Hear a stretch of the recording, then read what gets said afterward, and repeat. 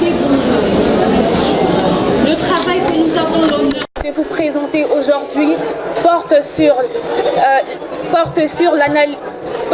la gestion de la liquidité bancaire au sein de la Robank, analyse suivant les normes prudentielles de gestion de 2016 en 2020.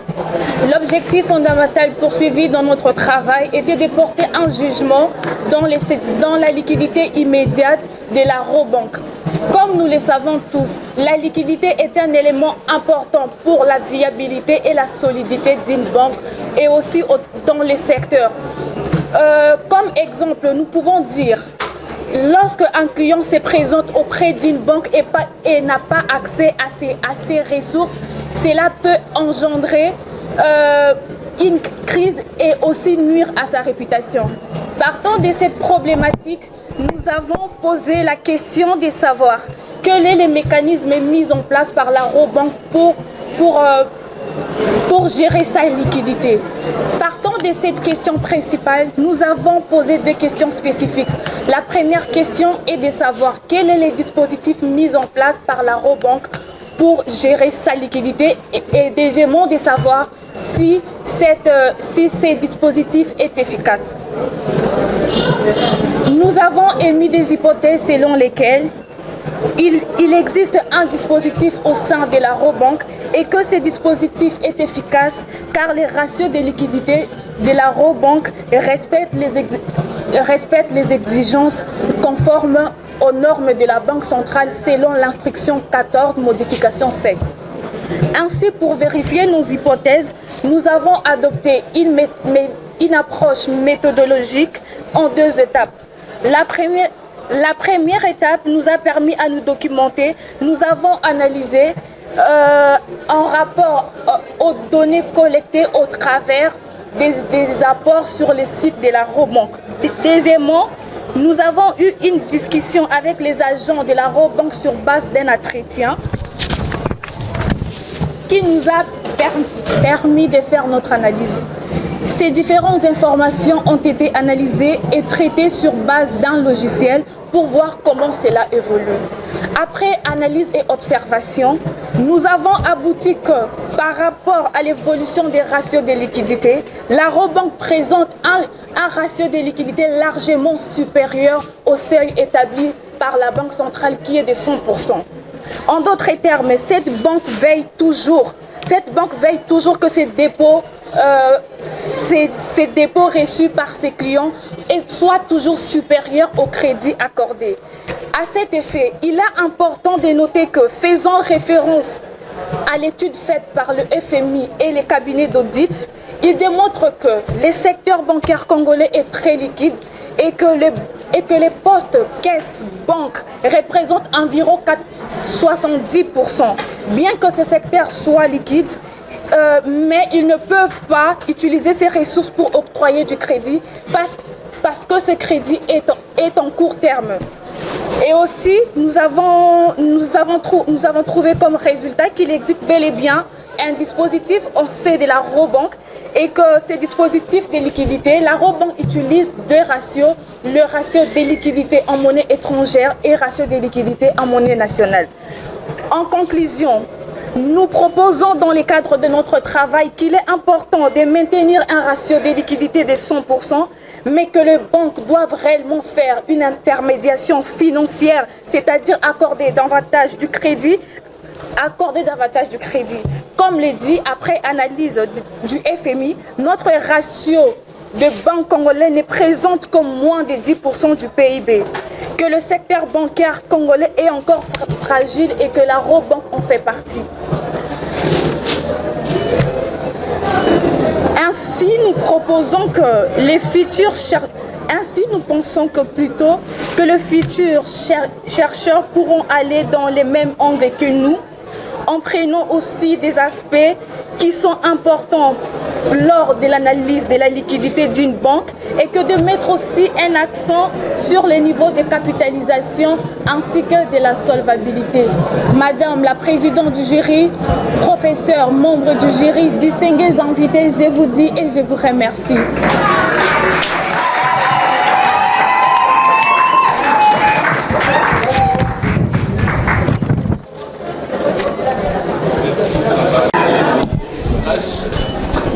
pour la qualité du travail réalisé. C'est un travail très bien présenté. Mais au-delà de ça, j'ai deux petites questions à poser à Madame Alice. La première question, balle 1, balle 2, balle 3. Ok? Ça vous dit quelque chose, n'est-ce pas? Deuxième question, quel est l'apport de ces travaux? Voilà, sont là mes deux petites questions. Voilà. Je vais aussi féliciter Grace. Le travail, il est très bien présenté. Hein? Les interlignes et tout. Mais seulement, en tout cas, je ne peux pas m'en passer de cette observation. Va à la page 67.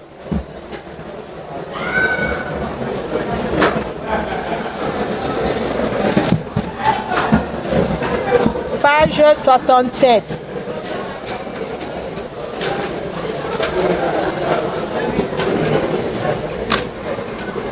C'est quoi? Table des matières. Mais regarde, dans ta table des matières, il y a des auteurs. Hein? Mwadingama, Ramazani, Ikanda. C'est aussi la table des matières? Hein? Tu n'avais pas vu, hein? Donc, page 68 aussi, tu vas voir que dans la table des matières, il y a des auteurs et les années. Donc, quand vous faites vos travaux, avant la version finale, ayez le temps de feuilleter. OK?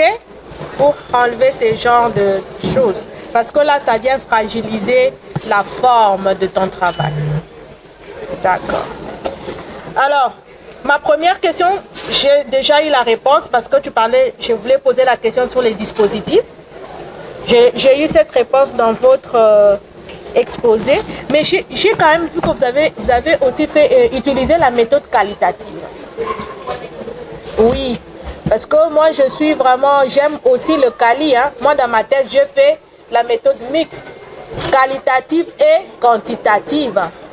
Et je voulais savoir au moins comment vous avez analysé vos données en utilisant cette méthode qualitative. Je suis vraiment curieuse de savoir comment vous avez fait. Et l'autre question, c'est par rapport à balle 1, balle 2, balle 3. Le professeur a déjà posé. Mais j'aimerais seulement savoir, est-ce que la Robank respecte les normes prudentielles édictées par la Banque centrale? Voilà. On revient à héroïne.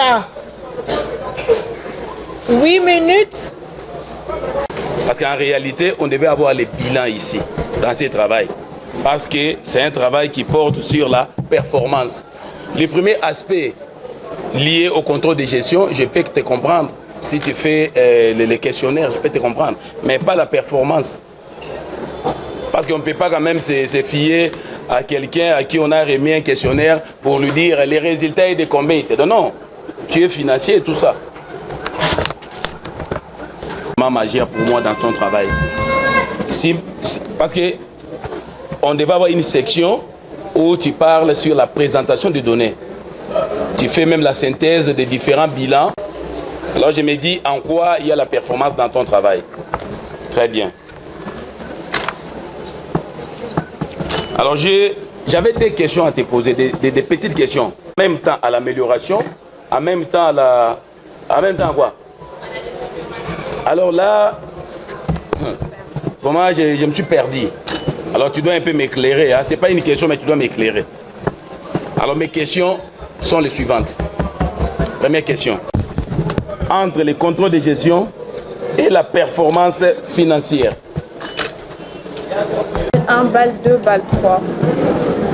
Balle 1, balle 2, balle 3 se trouve dans les comités des balles. En parlant des balles, nous avons l'accord des balles. Ce sont des accords signés par... les accords des balles sont des accords signés par l'Association internationale des banques pour déterminer les normes prudentielles que chaque banque...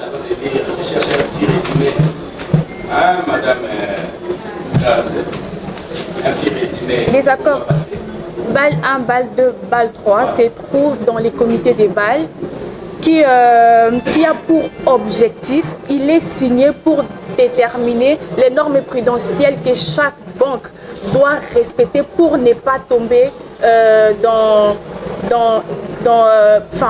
pour la solidité et la viabilité dans un secteur financier.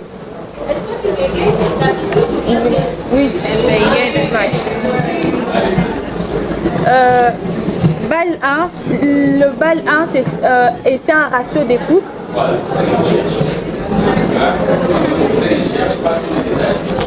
Ok. Les BAL 1 étaient un ratio des coûts. Les BAL 2 à l'approche sur les risques auxquels les banques peuvent recourir. Voilà pourquoi on a eu cette norme-là que l'Association des banques internationales a imposé que chaque banque doit respecter cet accord pour pallier au risque que peut survenir une banque. Tandis que les BAL 3, il est les renforcements sur les fonds propres d'une banque. Et ben oui. Ouais. Et donc, ce que je peux dire concernant les accords de BAL, comme ici en RDC, comme je l'ai dit que chaque banque doivent tenir compte pour ne pas tomber dans les risques. Et du coup, chez nous au Congo, c'est la banque centrale qui édicte les normes prudentielles en suivant les normes des banques internationales.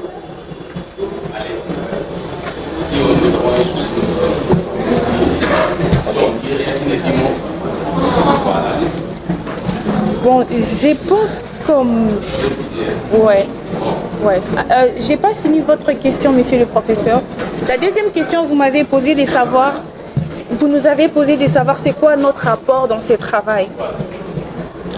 Notre rapport est que nous avons ressorti dans les cadres de notre travail, dans ces pays, l'importance de la liquidité que doit avoir une banque lors de l'analyse de la liquidité pour honorer ses engagements au travers de ses crédits, au travers de ses clients. Comme par exemple, nous avons l'exemple comme la banque BIAC. BIAC est tombé en faillite parce qu'il était insolvable et il avait un problème de liquidité.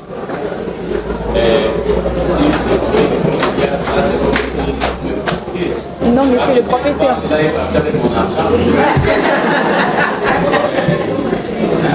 C'était juste une illustration.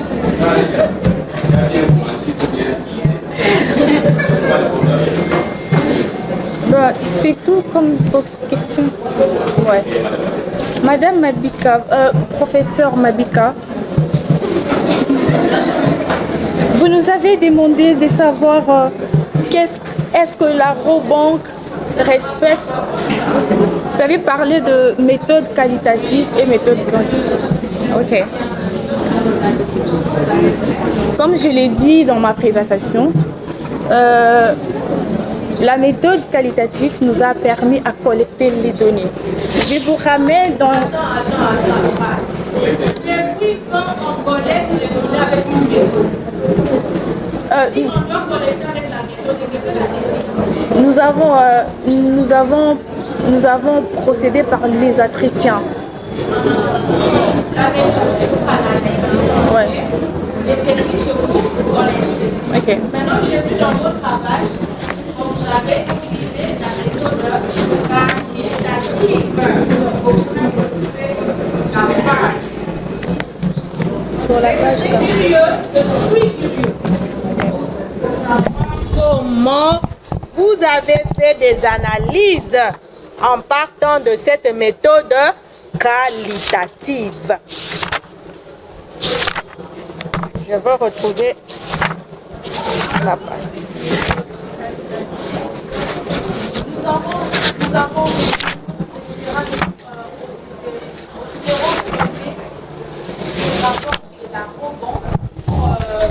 pour pouvoir avoir les données et faire notre analyse suivant les années sous étude.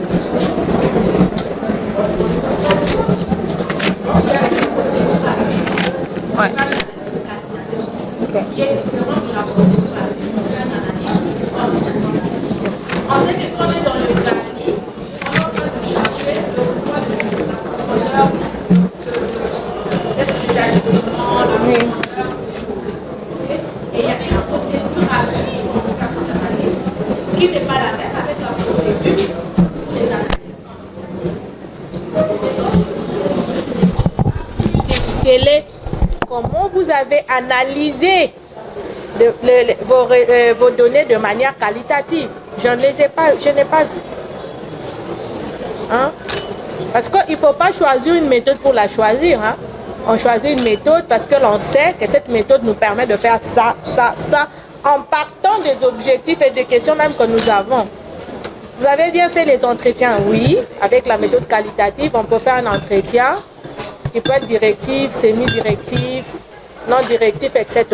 Mais l'analyse, je voulais vraiment voir comment est-ce que vous avez fait l'analyse en partant de cette méthode qualitative. Continue. Et la deuxième question, vous nous avez posé de savoir est-ce que la Robank respecte les normes prudentielles des banques centrales. Je vous remets dans les chapitres 3.